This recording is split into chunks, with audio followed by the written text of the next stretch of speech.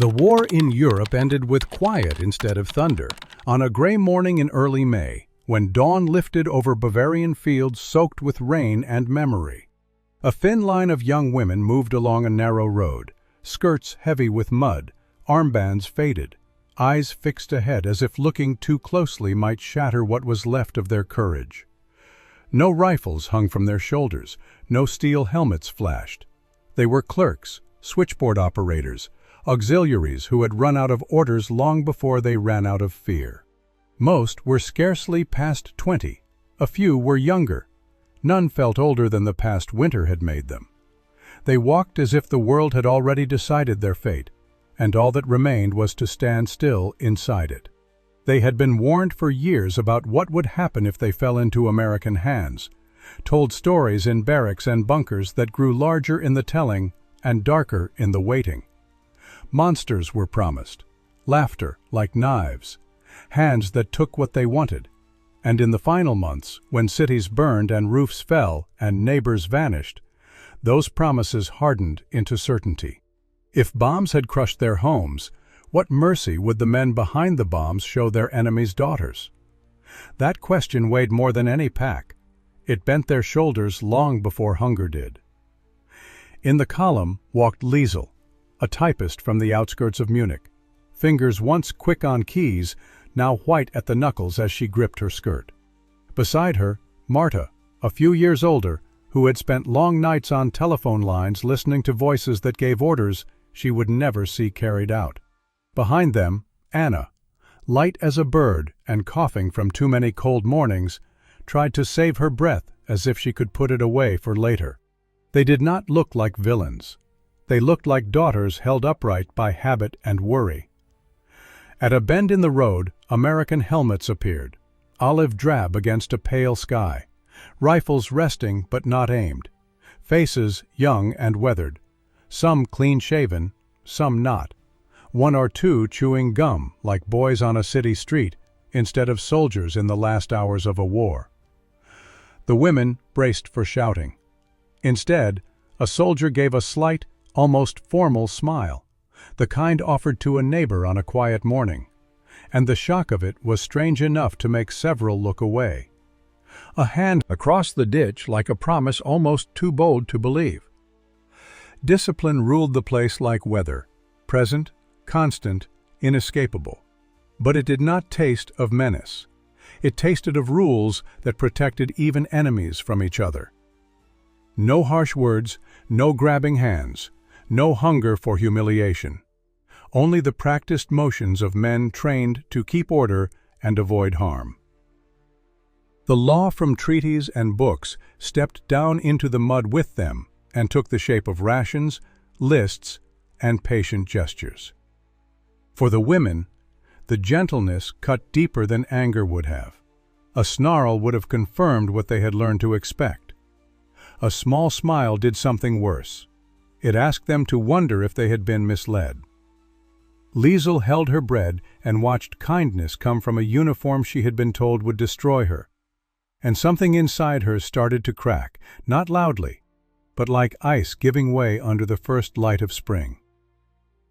By evening, the women were directed into the back of a truck for the camp ahead.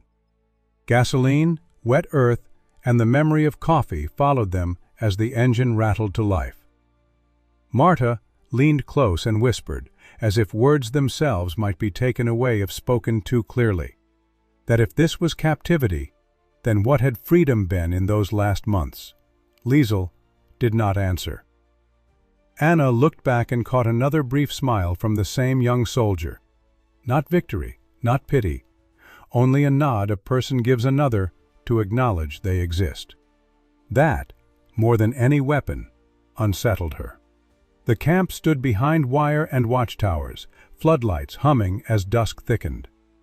The women expected the moment of truth to arrive there, where the fence would teach them how fragile hope is. Yet, hands did not seize their arms. Orders were given with a calm economy. An interpreter handled questions in halting turns that made time feel slower but safer. Name, age, work, place. Liesel answered like a clerk taking minutes at a meeting that had gone on too long. Marta's voice shook when her job returned to her mouth as memory instead of duty. Anna spoke softly, and the interpreter translated gently, and the scratch of pens was the loudest thing in the room. Inside the barrack, bunks lined the walls, straw under coarse blankets, air clipped with the "not come quickly." Suspicion does not lay down because the bed is soft. Liesel whispered that they were being treated better here than by their own officers, and Marta answered, after a long quiet, that this was what frightened her most. Anna tucked the soap against her chest like a talisman and prayed to a god she thought might have stopped listening months ago. Days linked themselves into a pattern. Roll call at dawn, breakfast with porridge and sometimes a spoon of jam, work details done under eyes that remained watchful but not cruel. Courtesy set borders more solid than any raised voice. The wire still stood, and curfews still drew their lines, yet the expected ugliness did not arrive. Bodies recovered faster than beliefs. The worst fear became not violence, but the sinking feeling that long-held certainties were dissolving. One evening, rain cracked open the sky and thunder rolled over the roofs. The women huddled at the windows. A young guard paused at the fence and waved, a small, almost thoughtless gesture in the lightning flash. Marta inhaled sharply as if the air itself had turned against her. Liesel said nothing. Anna pressed her palm to the glass and watched water run down the pane like time. The storm passed and left behind a question that would not. Routine settled in, but peace did not. The Americans spoke names into the morning mist without anger. Liesel stood straight, trying to keep the world in the shape she had learned, while inside her another shape pressed to emerge. Marta watched the guards when she thought it went unnoticed, saw a man polishing boots while humming a tune softer than anything she had heard in years, saw another reading a letter with a face so open it felt private to look at. She wanted the posters to be true. It would be simpler. They were not. Anna healed first in body, last in mind. She called kindness a weapon because she did not know where else to put it. At night she held the bar of soap until the paper wore thin. The camp turned into a stage where contradictions performed without stopping. Wire and rifles marked danger. Politeness and care unmarked it. The paradox ate at them. Prisoners safer and cleaner than they had been in the final week. In rigid, ready for hardness, but the questions were focused and calm, and a cup of water followed the last one like a period at the end of a sentence. "Thank you," the officer said, and the phrase stuck in her chest like a splinter she could not pull free. Back in the barrack, the others told their own small stories, of a dropped spoon returned with a nod, of two guards joking about a game called baseball, of music floating from a radio that sounded more like laughter than victory, ordinary pieces that, when added together, built a picture none of them had been taught to see.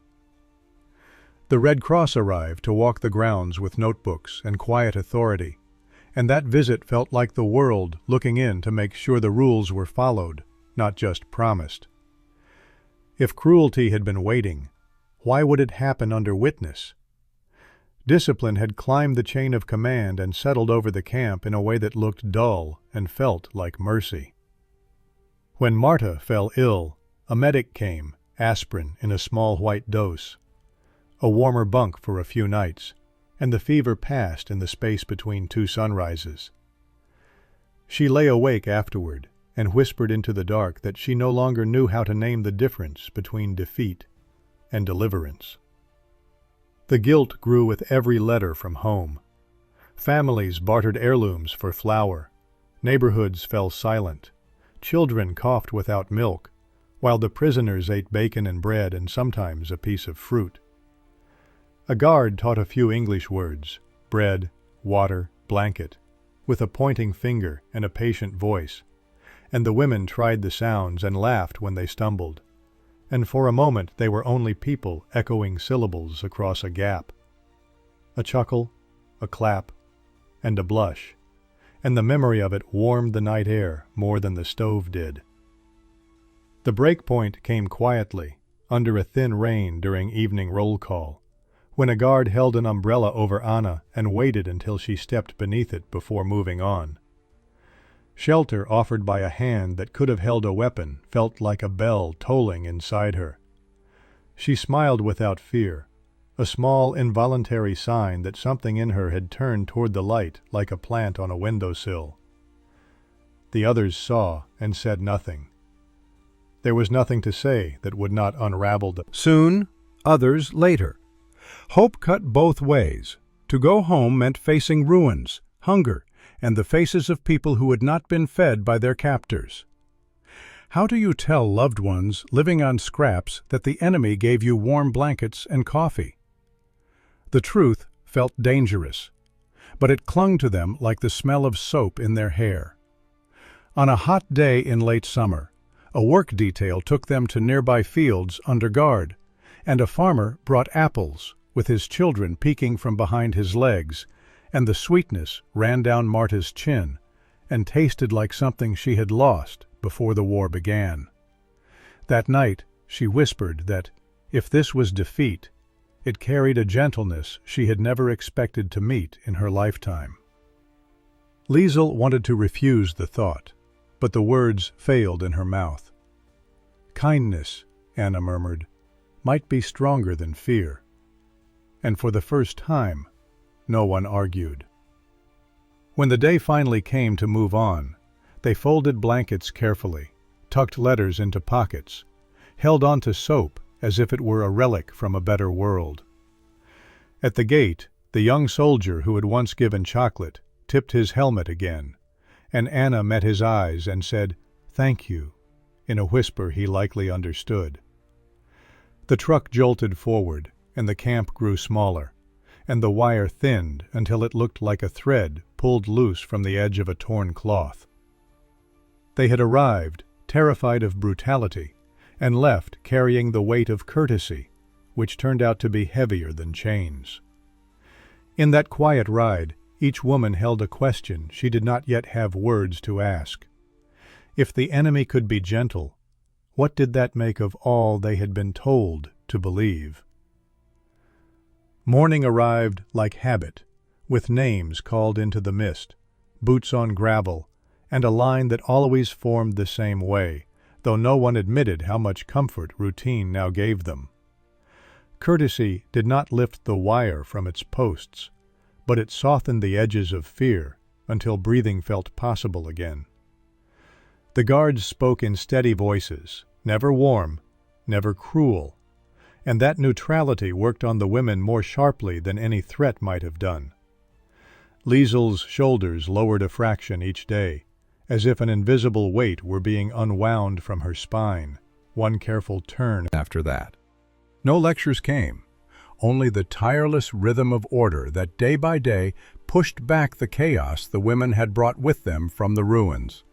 Letters arrived through channels that moved like water through stone, slow but steady, stamped and handled by strangers who, without knowing, braided far towns to a single barrack. Liesel's mother wrote of digging turnips from torn fields and trading a wedding brooch for flour, then urging her daughter to eat if food was offered and to keep warm if blankets were given. Marta learned that a cousin had vanished and a row of houses had fallen as if a giant hand had pinched their roofs and squeezed. Anna read of children with hollow chests and nights without milk, and she folded the paper so gently it looked like prayer.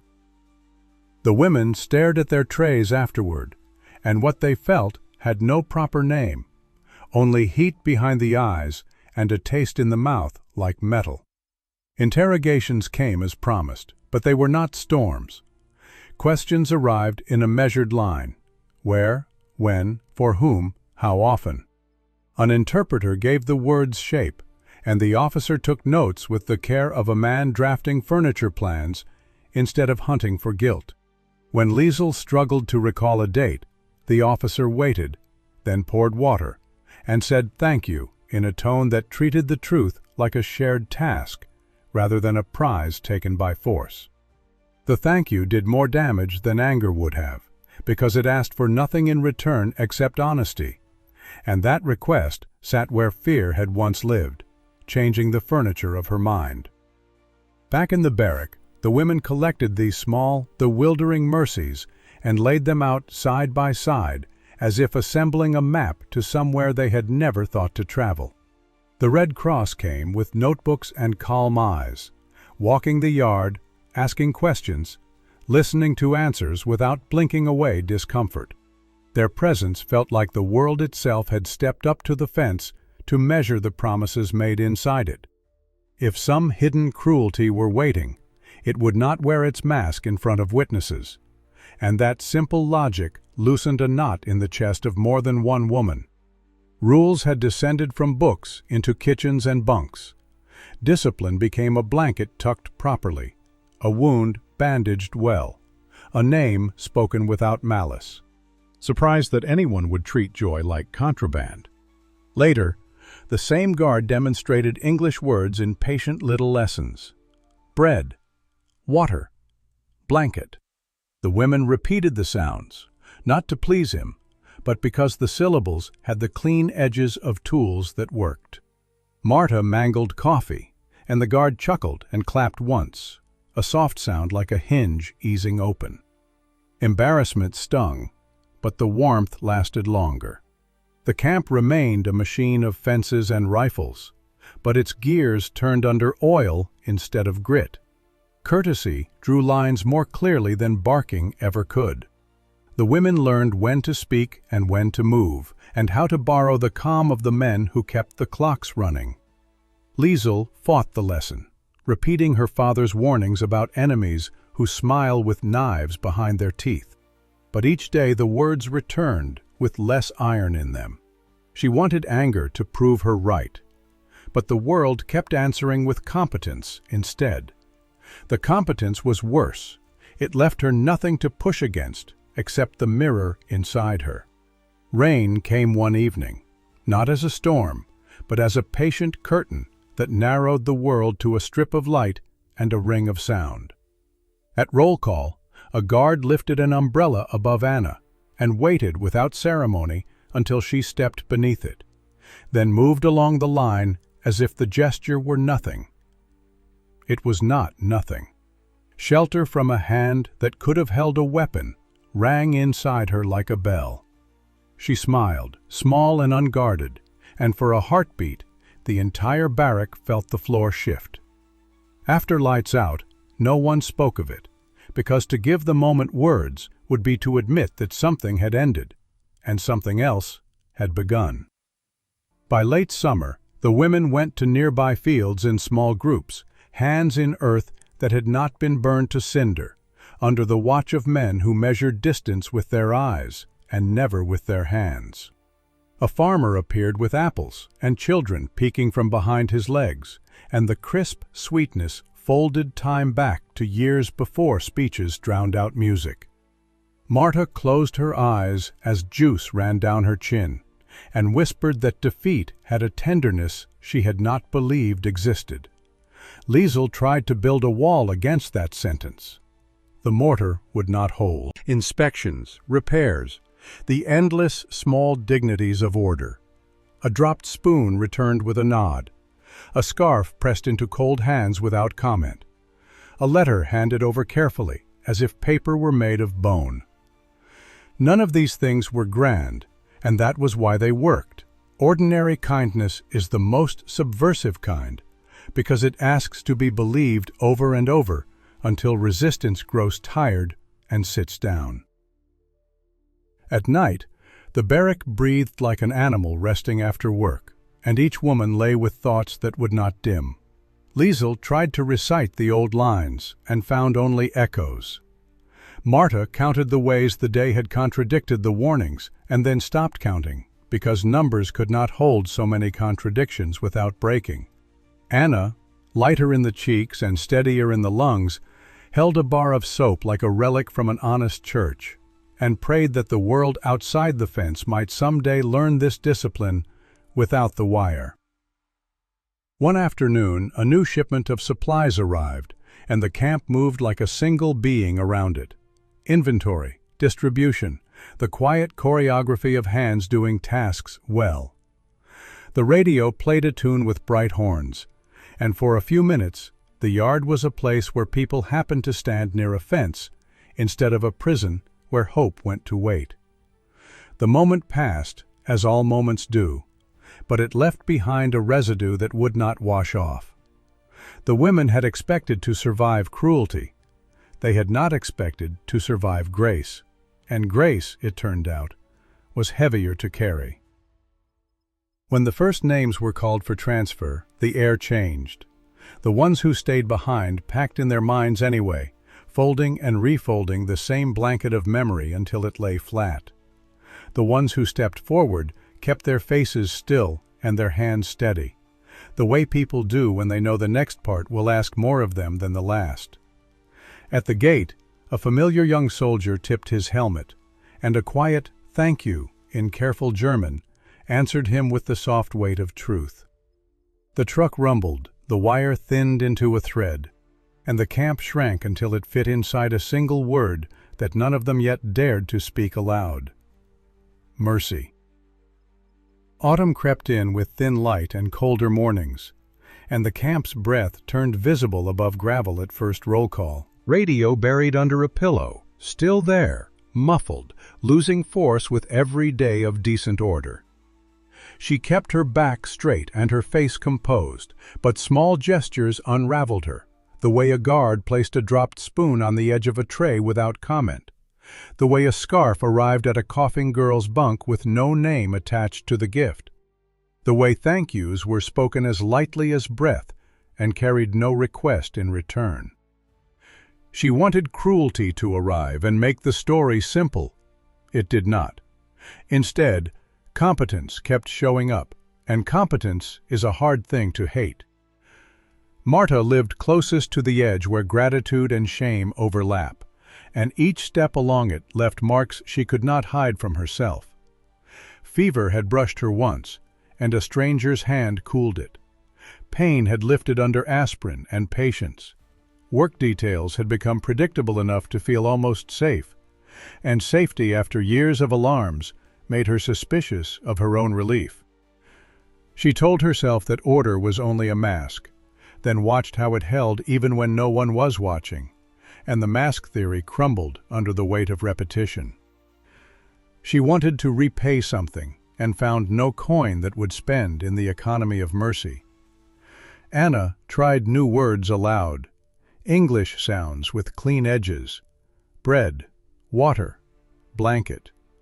She wore them like borrowed clothes, awkward at first, then oddly comforting in their fit. Sometimes a guard corrected a vowel with a small shake of the head, and she smiled, and the lesson went on without the world breaking. She had once believed that all learning had to hurt. Now she found out it could be patient and exact instead. At night, she folded the same small bar of soap in the same square of paper, even as the wrapper thinned to near nothing, a ritual that made sleep easier to find. The camp functioned like a well-tuned instrument.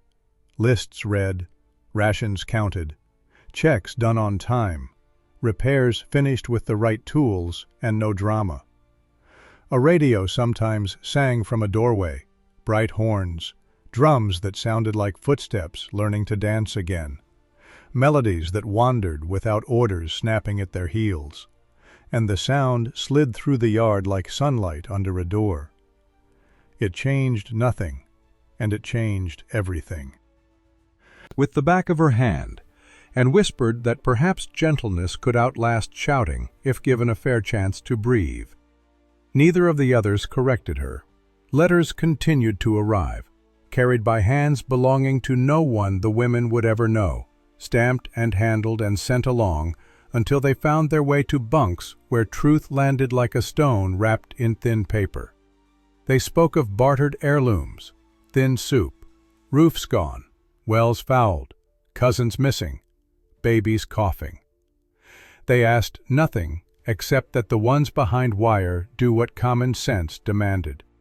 Eat when food is offered, keep warm when blankets are given, come home in one piece if coming home is still a thing that can be done.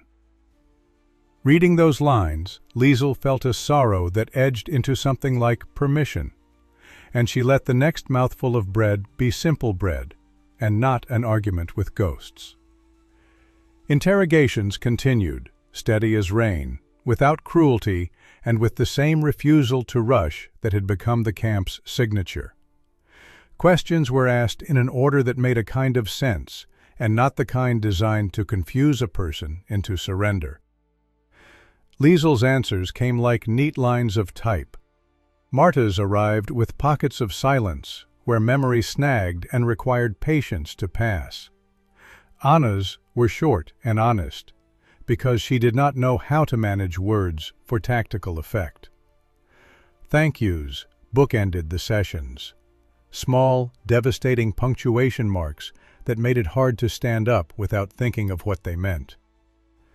The women learned the choreography of this place, where to stand so the line moved as it should, when to lift a tray to be filled, and when to set it down, how to return a look without inviting more of it, how to keep to a pace that made the day feel shorter.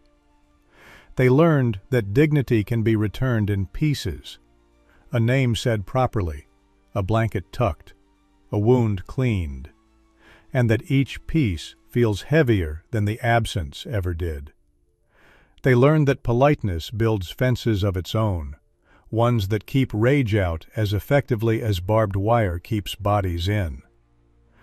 They learned that mercy repeated becomes a kind of law. On a cold evening, rain came down in a thin sheet, and at roll call, a guard paused to hold an umbrella over Anna. That fit what they already believed. The truth the women carried felt both necessary and dangerous, like a blade that can slice bread and skin with equal ease, depending on the hand that holds it. The last days in camp took on a clarity like the air after rain. Small things stood out and refused to be forgotten. A scarf folded and left on a bunk, no note. A dropped ladle placed back with a nod. A radio turned down at lights out, without a sigh. A laugh that did not travel far, and therefore sounded honest. Liesel felt her resistance thinning, not because an argument had won, but because endurance had run out. Hers, not theirs. Marta admitted, quietly and without pride, that defeat had taught her a more useful discipline than victory ever had. Anna said a word in English, and did not flinch at how it sounded coming from her mouth. On the morning their names were called, the sky was the color of tin, and breath hung in the air as if it did not want to leave. Blankets were folded with care that felt ceremonial. Letters were tucked into pockets as if pockets could be safe. The small things that had stood in for hope were gathered and held close. At the gate, the young soldier who had once passed chocolate and later tipped a helmet did so again. And Anna answered in careful German with a thank you, so quiet, it seemed designed not to travel farther than the space between them. He nodded, nothing more. The kind of acknowledgement two people use when there is no correct speech available for the moment they find themselves in. The truck jolted, the wire thinned behind them, and the camp drew back until it could be folded into a single thought and carried without the hands shaking. They had arrived, expecting to be broken. They left, steadier than when they came, burdened not by chains, but by courtesy, and the questions courtesy makes. In the rattle and sway, each woman rehearsed the first sentences she might try at home, and discarded them one by one, because no sentence could carry both the ruin and the mercy without dropping one of them. The road unspooled, and with it a future that would demand a more complicated bravery than walking into gunfire, the bravery to tell the truth when truth does not flatter the dead or comfort the living. Fields passed, then broken roofs. Not know what waited at the end of the ride, They knew only that mercy had happened and would not unhappen, that it had left marks that would not wash away, and that carrying those marks into a hungry, grieving country would be harder than any guard duty a stranger had performed for them. The truck rolled on, and the three of them leaned almost imperceptibly toward one another, as if proximity had become a habit that made the rough road smoother. Behind their eyes, a new understanding took root and did not ask permission from the old one it was replacing. Outside, autumn kept doing what seasons do, ignoring wars and their ends, insisting on its own schedule, bringing what comes next with the calm of a clock that has never once needed a sermon to keep time. The road home did not feel like a return. It felt like stepping into a place that had been emptied of its name and was waiting for someone to speak it again. Towns showed their ribs where roofs had fallen. Streets wore a skin of ash. A familiar corner now opened into a view that belonged to no one. The truck jolted and sighed, carrying women who had learned to be grateful for blankets and bread from the hands they were taught to hate, and now had to carry that truth into rooms where hatred still warmed the air like a stove. Liesel tried to compose a first sentence that made sense, and found none. Marta pressed her fingers together as if holding a memory that might bruise if gripped too hard. Anna kept one hand in her pocket, around a scrap of paper that once wrapped soap, a relic that smelled of clean rooms and rules kept on purpose. At the edge of the city, the truck slowed. A church without a roof kept its walls like a promise it could not keep. Windows gaped like mouths, shocked silent. The women climbed down with care, feet touching ground that had been theirs and was not theirs now. No guard told them what to do next. No list called their names. No clock decided the hour. Freedom arrived without instructions. Liesel walked streets she could map with her eyes closed before the winter when the sky fell. Now every turn surprised her into recognizing a building by its absence. Where a bakery once lived, a hole breathed damp air. Where a school once rang, a wall leaned against nothing. She found the address of home by counting how cousin's face older by years that the calendar could not show. A voice that tripped over names of people who would not answer again. There was bread if one arrived early, and patience if one did not. Work was measured in favors owed, and strength left. She listened and nodded, and saved her question for last. What do we do with the part of the story that is not supposed to be told? Anna stepped into a room that had a door and 2 chairs, and a window with no glass, and an aunt with a scar, and a boy with restless hands that wanted something to hold. She said the word hello, and then the word home, and let both sit in the air until they found a way to live next to each other. When the boy coughed, she wrapped the scarf the Americans had given her around his neck and did not explain where it came from. She only said warm, and he understood. The first nights back carried a noise no camp had, a chorus of loss sung in rooms too close to the ground. People spoke of hunger and roofs and the kindness of strangers and the cruelty of strangers, and how the two had learned to wear each other's coats until only the buttons gave them away. Some asked questions with eyes that wanted a script. Others turned away from details, because details have a way of picking locks. The women learned to hand over parts of their story while keeping the rest wrapped in quiet, because quiet protects both the teller and the one who listens. Liesel tried her sentences in different orders. The enemy treated us with discipline. We received coffee and blankets and medicine. We were called by our names. Each true line felt heavier than lies ever had. A friend flinched. Another frowned. A voice said, "Not now." And she nodded, because timing has a morality of its own. At night, she lay on a mattress made from coats and thought of a guard counting rations with care more exact than any sermon. and understood that precision can be a kind of kindness. She did not know how to explain that without sounding like she had left her loyalty at a gate with wire. Marta found work where work could be learned in an afternoon, washing linen, counting nails, checking lists. In her hands, order became a blessing that did not ask warmer. The soap smell took its time leaving her hands. Letters still moved, slower than hunger, faster than pride. Some thanked the women for being alive. Some asked for things no one could give, like proof that the past could be rearranged into something kinder without losing its shape. The women wrote replies on paper that had been used twice before and made their sentences useful. Safe. Working. Will send news. Thinking of you. Between the lines, a different text rested, one that read, "There is another way to hold power than the way we were shown." In markets, a new vocabulary grew. Ration, queue, reparations, rebuild, missing. People spoke with hands almost as much as tongues, drawing shapes of roofs and walls in air to show where they would be when they were.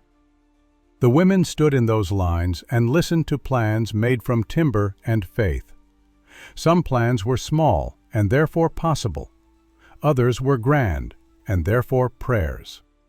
One day, Liesel met a woman who had survived without fences and had learned a harsh lesson of her own, that home can be a camp when fear runs the rules. They did not trade pain like coins. They acknowledged it like weather and stepped under the same modest roof without deciding whose reign had been colder. Liesel said quietly that in a certain place, across a certain line, a certain kind of law had been kept, even for people like her. The woman nodded without approving, a mercy harder than sympathy.